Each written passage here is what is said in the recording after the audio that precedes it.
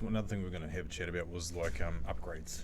Because I guess at some stage in a building's life, it's going to need a new system of some description, and usually the ones that we get, most often are your intercom, your CCTV, your access control. Yeah. And so that's all part of what you guys do. You see a lot of buildings again, like the ones that were built in the early 2000s, I guess, and they're coming up nearly 20 years old now. Some of them have still got that same bloody system, the old TCOM, whatever it is. Still legacy banging away there. Yeah, that's right. Yeah. So when you guys are doing quotes or whatever for upgrades, are you seeing? Is it? Do people actually know what to ask for, or are they relying on you guys to be able to say, "Here's the latest and greatest"? Or how do they actually approach you guys to get these quotes underway? I think it's a bit of both. These days, it's a bit of both. If we're dealing with the likes of you guys, your building managers deal with multiple buildings. They generally have an idea of what they like to use. So we'll have a chat with them about it. They may say, "Oh, we like this one," and we're like, have you looked at this? And give them a couple of different options. We'll never go in and say you have to do this, because at the end of the day, we're not the ones using it. We know how to put it in. I can sell it to you, but you guys are the ones that have to use it. So we'll give you a couple of different options around it. The building manager may have a preference. Someone on the committee may have a preference. And that's when we'll sort of have those discussions with them, chat with them around what their requirements are from the system, and if they need any particular technologies around it. Do you need any integrations? Do you need anything fancy out of it? If not, we can go with something quite straightforward, or we can look at something a bit more enterprise.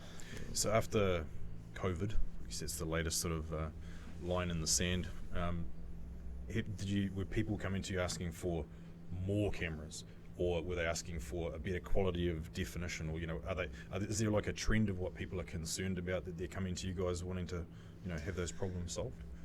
Not really. In particular with COVID, to be honest. I think if anything, maybe a little bit of a quiet down on cameras, because people are like, well, if they've got a face mask on, I'm not really going to see who they are. True. We'll get an idea of what they're wearing.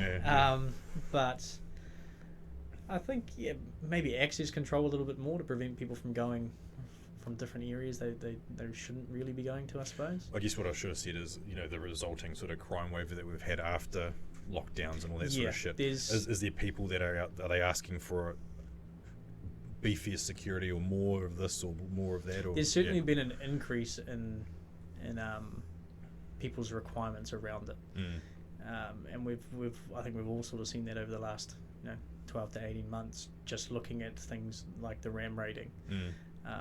Luckily, we haven't really been too affected with many clients that have our market's a bit different. So our market is a little bit different when it comes to that sort of perimeter security.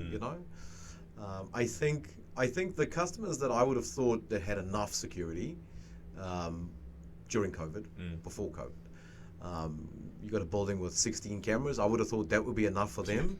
Then you'd be quite surprised that they're coming and saying, I think we need another 8 cameras, or we want some more coverage, or we want longer storage. So I think like that sort of stuff, definitely a little bit of an increase.